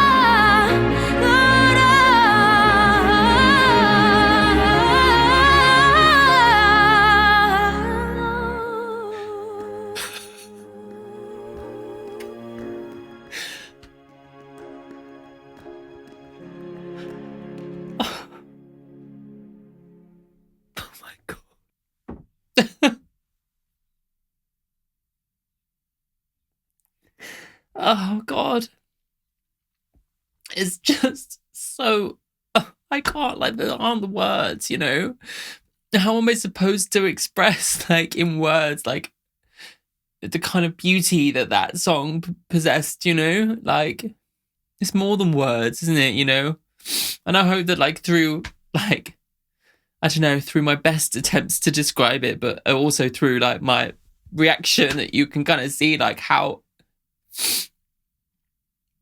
insane something like that is, It's when music becomes more than just like the sum of its parts, when music becomes more than what the language, I didn't understand a word of that, and yet I felt every single second, I felt every single second of it. It's, music that transcends. And it's because of like the quivering lightness, you know, the tenderness in the piano. Like, to play the piano with such tenderness is just magical. And then for her, just absolutely exquisite voice and incredible vocal control, you know, to express that tenderness through her incredible vocal quality is just, it's just, oh, beyond words. Yeah, it transcends words, you know, it transcends language. And that really is what this whole album is about, you know, music transcending language. And it's just phenomenal. And I love that the song was Sauvignon Blanc as well. It's such a moving song about white wine. Oh my God. What do I even, I mean, like, it's kind of very difficult for me to put into words, like what I think the song means, you know. Yeah, for me, again, it's like, it just feels like love, you know, the hugeness of it and the tenderness of it. We're mostly in Spanish again. I'll kindle my light with the Rolls Royce that I'll burn, and I know I'll earn my peace when there's nothing left, nothing to lose. I don't want pearls or caviar anymore. Your love will be my capital, and what else matters if I have you? I don't need anything else. It's just so beautiful. Again, like, love, you know, was really the feeling that I got from this song. And like the idea that like she would burn all of her worldly possessions, you know, the Rolls Royce is like a symbol of money, you know, of success. And she's like, who gives a shit about any of that? You know, I will burn that all to the ground because all I need is you and a glass of wine. You know, it's just beautiful. And yes, Sauvignon Blanc by my side, my future will be golden.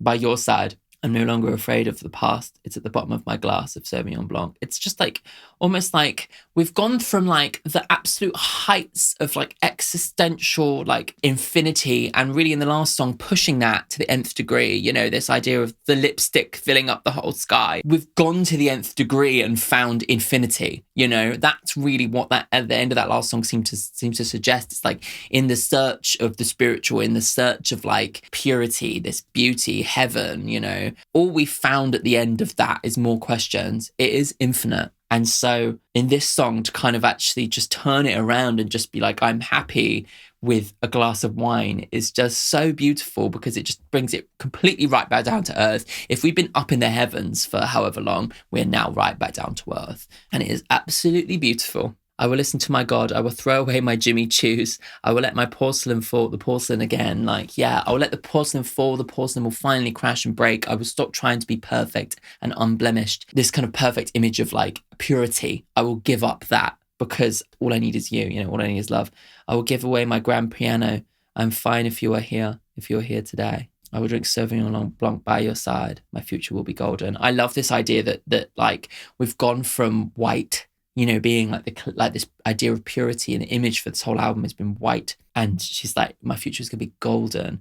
And actually, like in the image, that her skin is golden. In the image of the album cover, which I've been like really kind of thinking about so much, this white thing, this she's almost like entrapped by this white thing that she's wearing. It obviously connects to like, she looks kind of like a nun or like a Catholic religious figure. But this idea of white, like being purity and beauty and perfection, in the pursuit of perfection, she's couldn't find an answer, and now she's found an answer in the golden. And if the golden is the color of her skin in this photo, then it's like the human, you know, beauty is in the human, or in the golden glass of wine, which is described as white wine, even though it's a golden color. Which the connections there are very, very, very clever. By your side, I know my future will be golden. I just love that.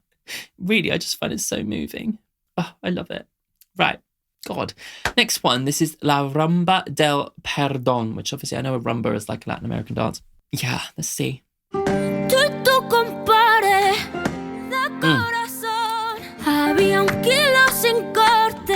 Wow. Cool.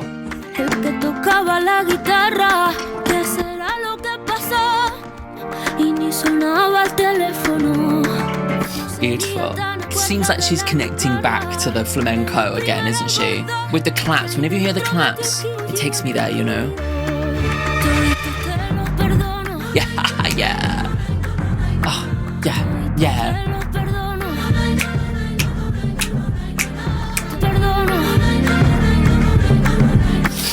Oh. Me dijiste I love the use of like a timpani and shit, but in the context of something that kind of has groove and rhythm, it's so sick. Sorry, my nose is running from the crying.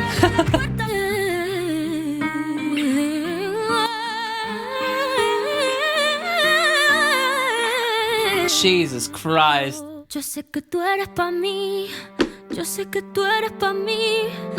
Shoe, the foot on the ground. The ground, the earth, stamping into the ground and clapping on flamenco.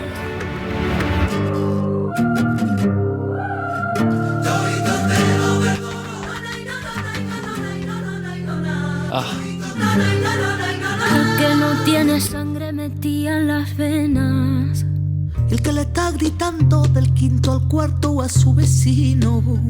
Oh, I did not pay attention to the fact that there were features on this one. Estrella Monarente, Silvia Perez Cruz. Cuando el poder pesa más que el amor. El que tiene alma de santo pero sigue pecando. Cuando has mentido por mentir, cuando has querido más de lo que Dios te ha querido dar. Oh, beautiful. Ternura en los ojos y a mi presente en el lugar. Solo miro, no contará. Is that it? Oh my God. Yeah. Wow. Just another fucking phenomenal song. Like everything is like almost like so overwhelming in all the places that it goes to. It's just phenomenal to me. And like, again, like more like reinterpretations of classical music styles, you know, taking like this orchestral theme is just like gone all the way through. But I love how in this context, it kind of was almost like ornating something much more earthy and grounded that seemed to be connecting back to her flamenco roots. I mean, obviously I'm not super educated on flamenco and a lot of like traditional Spanish music and styles that have come out of Spain and Latin America.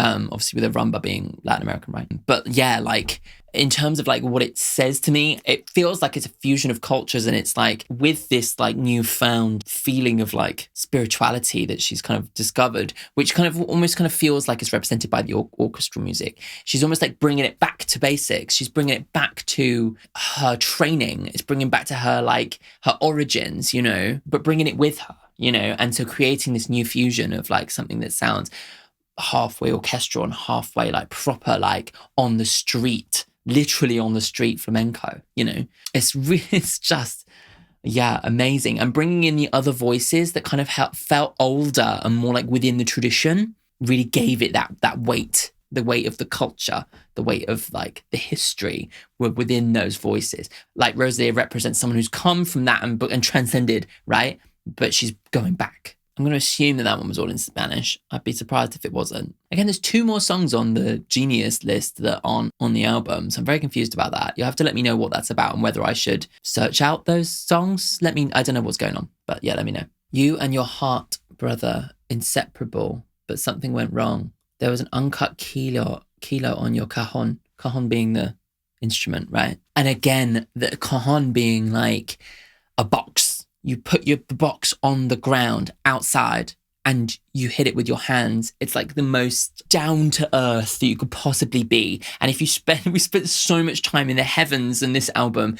And so for it to really be so down to earth that you're talking about the cajon, then, you know, we've come all the way back down to earth, you know, and out of pure envy, someone stole it. Your best friend, the one who played guitar. Although is that maybe when the guitar came in? What could have happened? All of a sudden the guitar stopped playing.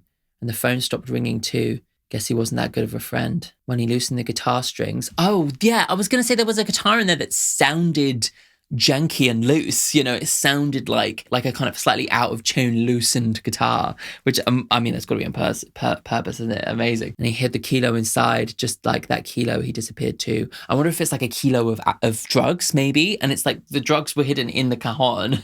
And then a friend who said they were a friend stole them and hid them within his guitar. And you could see that the strings have been loosened or something, and now he's disappeared. I forgive you for it all. I'm going out to have a smoke, looking into your youngest child's eyes. You promised him you'd be back in no time, and you never again crossed the threshold of the doorway you left through that day. But I know you are meant for me. I know you'll come back to me. The streets say you're meant for me. They say in the square you're meant for me. Tell your mother you're meant for me. See, that it feels like people in the city living their lives. You know, we've got people stealing drugs from their friends, a man leaving his child, leaving his family and never going back. And then you have her maybe as the figure of forgiveness. It doesn't matter what you've done, I'm here to forgive you. I wonder whether maybe she's inhabiting like a religious role in this song. There's this ROSALÍA as divine figure is the big theme. Those with no blood running through their veins, first comes the poison, then comes the pain. To the one who thinks she can escape the divine plan, and the one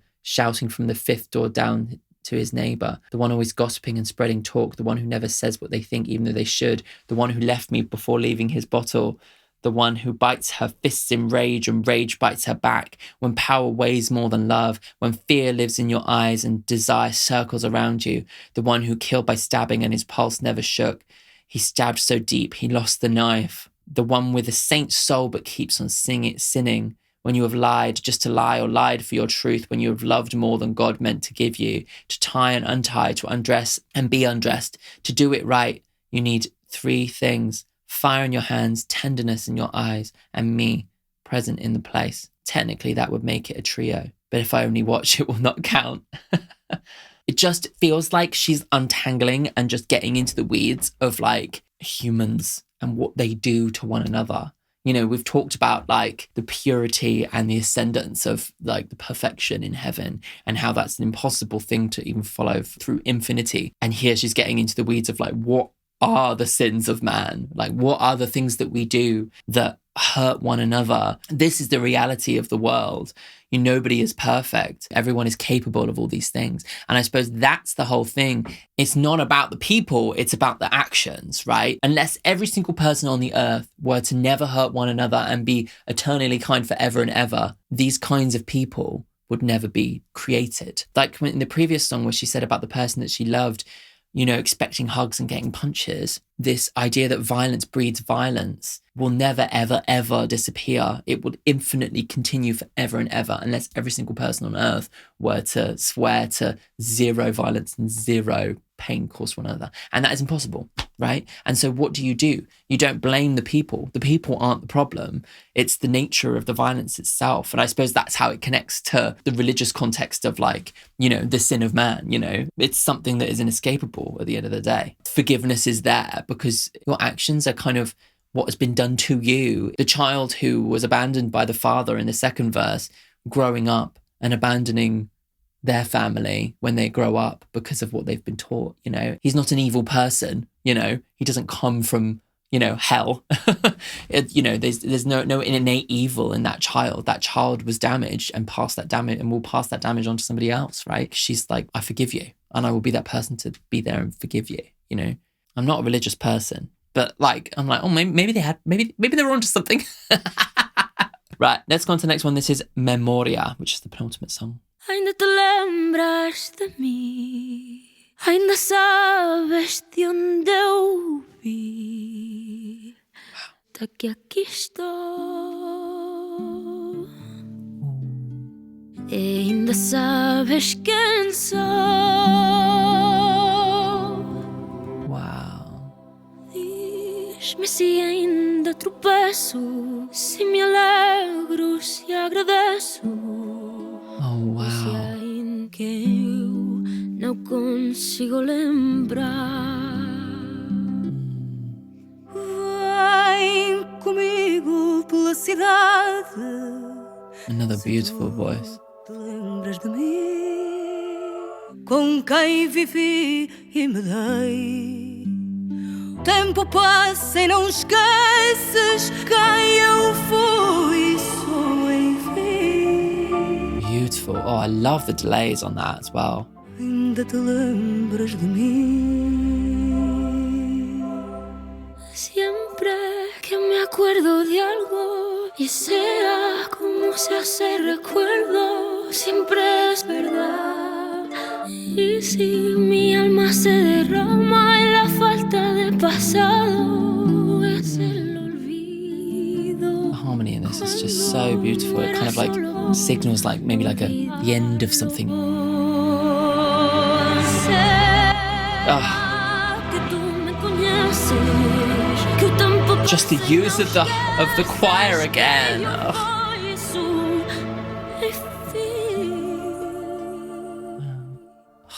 Diz-me se sabes ou não, ainda te lembras de mim.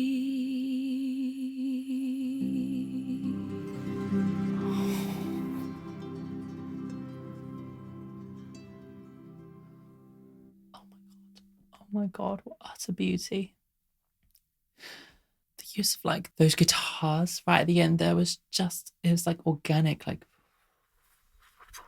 you know, just like, oh my God, like how beautiful. It's just, it's the delicate moments that just absolutely shatter me into a million pieces. Obviously, like her vocal dexterity and her ability to control her voice at like such quiet kind of way is amazing. But like the way that everything matches that, it's just also incredible. Like just the beauty in that. And I love those little flourishes of slight kind of unknown, kind of like just the quietly, subtly kind of spreading out, you know, it's just, oh my God, it's just a beautiful Memoriam. Is that like a memory? And was she singing in Spanish? I'm not actually sure. Yeah, like that one really felt like the sound of the song feeling like we're coming to the end. There's a real settled quality to that song. A real kind of like the harmony really kind of had like a, you know, that kind of like real nice resolution. Beautiful sense of resolution. I think that's what she really gets within that harmony. And so I wonder whether maybe it's a sense of like giving up control, you know, choosing to kind of stop chasing the dragon with all these existential questions, you know.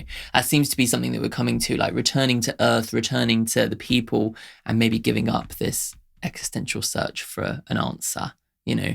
I think it's all in French, all in Spanish. Some of them, they look like Spanish to me, but they could be Portuguese, or they could be, I don't know, like they could be like Catalan or whatever, I don't know. Do you still remember me? Yeah, so memories, right? Do you know where I came from? Who am I, the one standing here? Tell me in my sad look some recollection remains, and you still know who I am. Tell me if I still stumble, if I'm joyful, if I'm grateful, or if I still know how to sing. Remind me, please, of something, whatever it is that I can't remember. It almost kind of feels like in this album, she's taken a journey to become this spiritual figure, and she's been inhabiting this spiritual figure, and she's come back down to earth, and she's kind of almost like apologizing for having been off. She's like, can I still be a human? Can I still like connect to my humanity? Can I still sing? Do you still recognize me? Come with me through the city. So this is Camino. Come with me through the city. Tell me sincerely if you remember me. Where I grew up and loved, with whom I lived and gave myself, or if I put an end to something. Yeah, so it's like almost like returning home, returning to where you grew up, returning to like the place that made you. And it's like, have I changed so beyond recognition?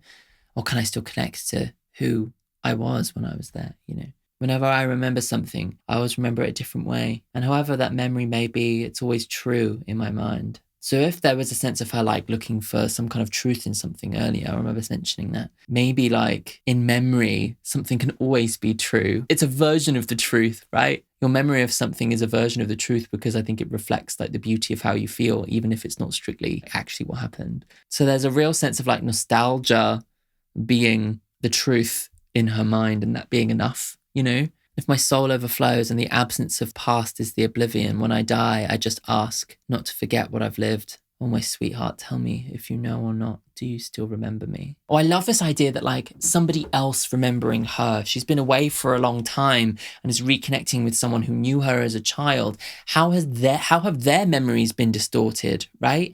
If they only knew her when she was younger, and memory is, you know, susceptible to change within your mind. You know, you'll remember something different every single time you remember it. That's kind of how the brain works, right? And if they have this memory of her when she was a child, how does she differ?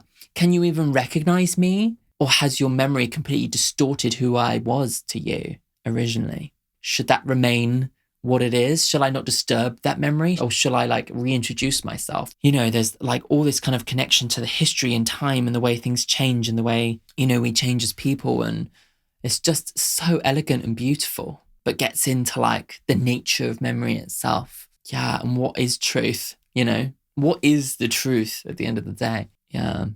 Before we go on to the final song, just a quick shout out to my patrons. Hello, everybody on Patreon. Seems crazy. Like, I feel like with like existential questions, I'm like, now I've got to go back to the land of the living and talk about the Patreon, which is like real life. I'm like, I've been completely absent from real life for the last like 3 hours. Oh my God. Yes, everybody over on Patreon is the most absolutely lovely group of people. They were all begging me to do ROSALÍA. So it's thanks to them that I've done this as quickly as I could. I hope you guys have enjoyed the video, and this is a moment for me to say thank you to everybody who supports me over there, not only financially but also supports the community. The community is such an important part of, like, you know, why Patreon succeeds as a platform. You know, it's all about building community, and I wouldn't be able to do it without those people who turn up and comment and get me to listen to stuff, and like have expanded my musical tastes over the years and keep turning up and keep supporting me, you know. So this is a moment for every single video for me to just say thank you to them, and all their names are coming up on the screen. If you want to join in the community, you can do. There's multiple different ways, beginning on the free tier where you can kind of keep up to date with everything I'm doing, and then in the £3 tier you get like all the kind of miscellaneous videos. So my favorite music of the year, I'm doing the Weepy Awards, which I love, which is something that I came up with a few years ago that I'm bringing back for Patreon exclusively, which is basically where I go through like my awards for best song, best album, etc. This may have upset the process rather. I thought I knew what I was going to pick and now I don't know. Yep, so that video is going to be on the £3 tier for Patreon, but it's also my reactions to individual songs and music videos and new stuff that's coming along. And then in the £7 tier, it's my uncut reactions to albums. These big, super long album videos are the ones that go on the £7 tier. And that's including like ones that go on YouTube, but also like exclusive videos that are chosen by the people in the upper tiers, either by voting or by, you know, the upper tiers literally, you know, they pay for their requests. So those also go onto the Patreon. So it's a mixture of like uncut videos that go on YouTube and also loads of bonus content. Yeah, and the community aspect of it. So yeah, if you want to get involved, you can do. The link's in the description. Again, thank you so much to everyone who does support me already. It's a dream being able to do this for you every single week. So yeah. Okay, bloody hell. Let's go on to the next one. The final one. This is Magnolias. Again, a magnolia is like this beautiful petal, light, delicate, white, in the purity, the color. It's just really just the attention to detail and everything is just astonishing. Right, let's do it.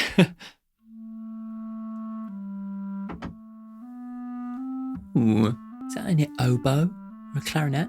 We haven't heard that part of the orchestra. Oh, beautiful. Oh, gorgeous. La muerte, todos habéis venido hoy lloran.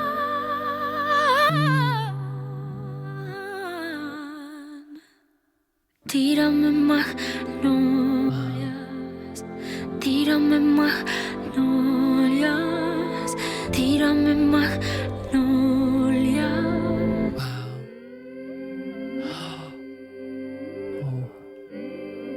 That is such a gorgeous, unique kind of sound to layer all those vocals in that way. Sobre mi ataúd, catemes, gasolina y vino tinto, puros y chocolate, bailando con amor encima de mi cadáver.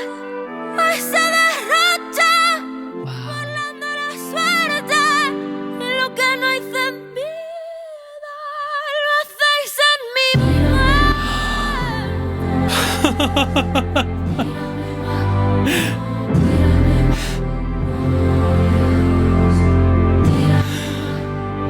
Oh, I'm just absolutely covered in goosebumps. It's just beautiful. Just beautiful.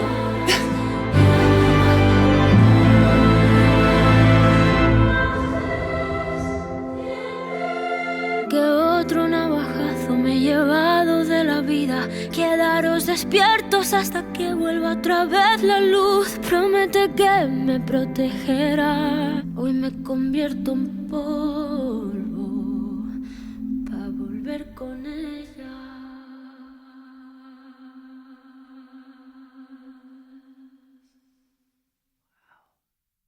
Wow.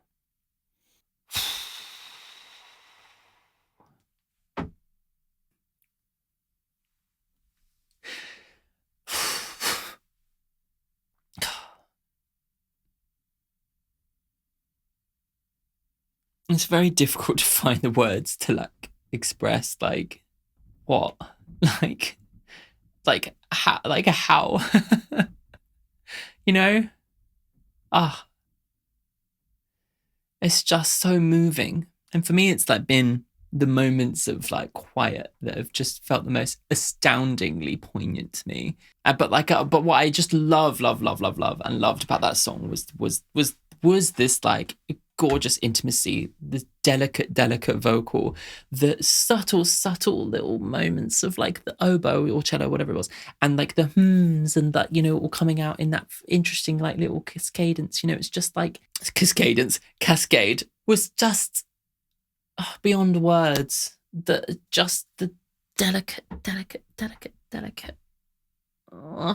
It just expresses something so powerful to me, to be able to embrace that element of quiet and then send it into something big and grand and full, and just it's just the true extremities. She's really, I think that really goes to say for the whole album, she has explored the extremities of everything, right? Like of life and death itself, but sonically the extremities of loud and quiet.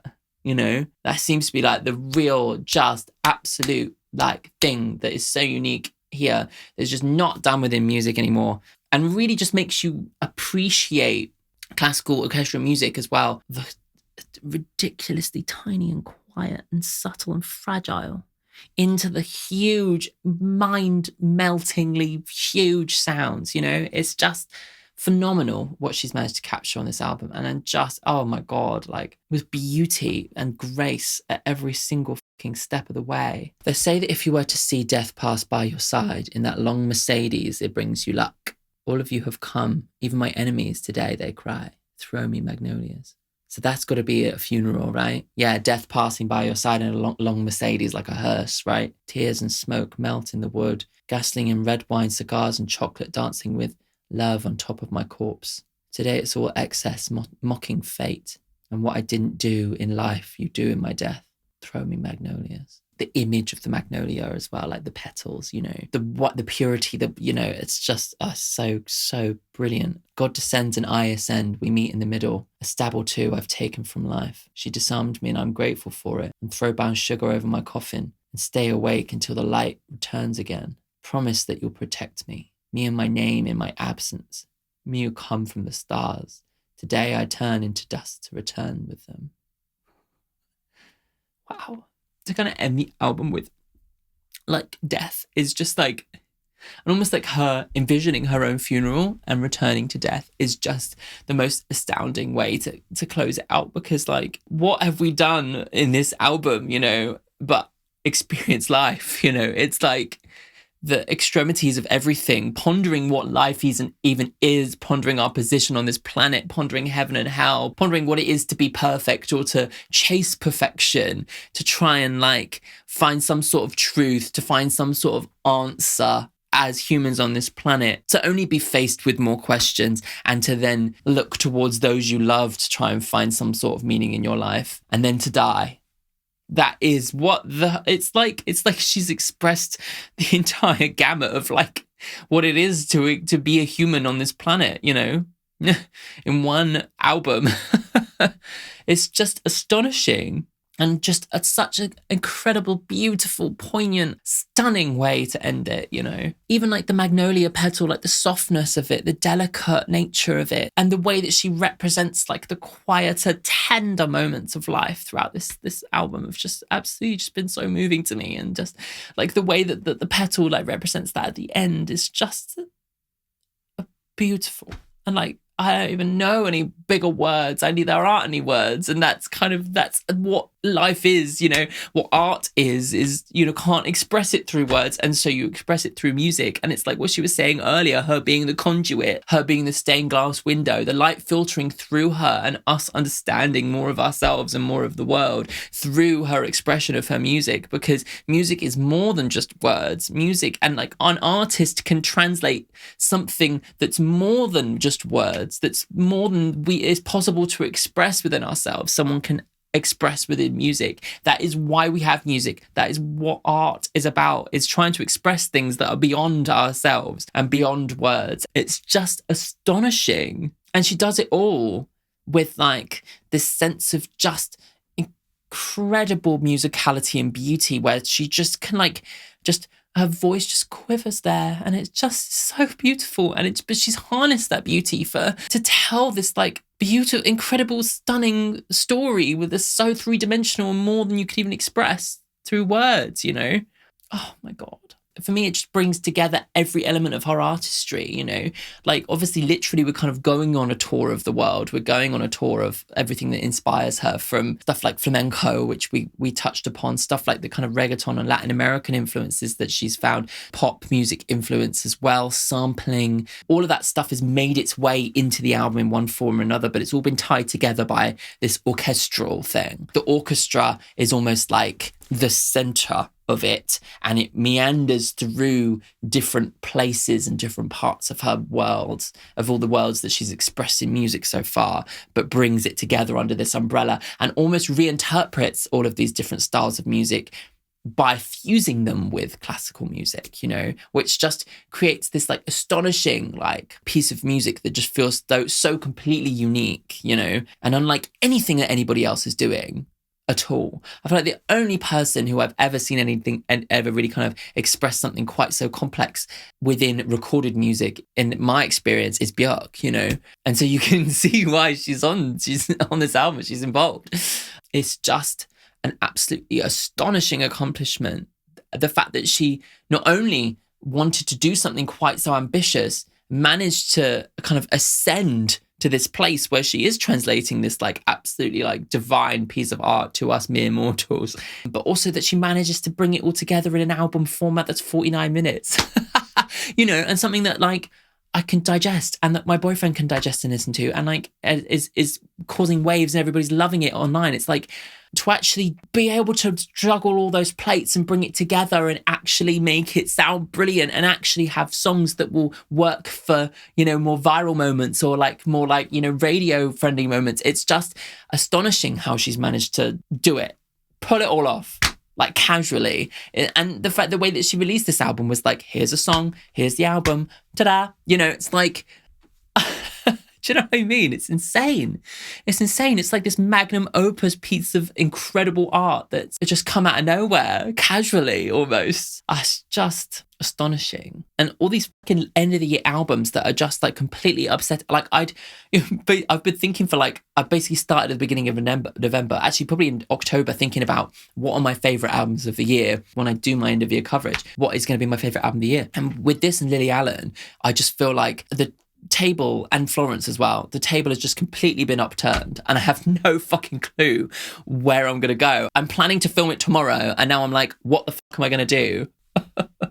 Oh God, what was my favourite song? I mean, honest, it's so fucking impossible to try and like figure out like what is my favourite song. But I feel like, I mean, okay, Sauvignon Blanc, maybe, but I feel like Sauvignon Blanc doesn't, as a song, inhabit everything this album has to inhabit. Whereas I feel like Reliquia, I think, had a bit of everything and was the moment where I was like, whoa, like this is the scope of this album. So I think that's going to be the song for me, my favourite song on the album. Yeah, La Jugula, however you say that, and Memoria, and the last one were all absolutely stunning to me as well. And Tiffany, I love that one as well. Yeah, so like, I mean, oh, Jesus. But yeah, I'm going to say it's Reliquia.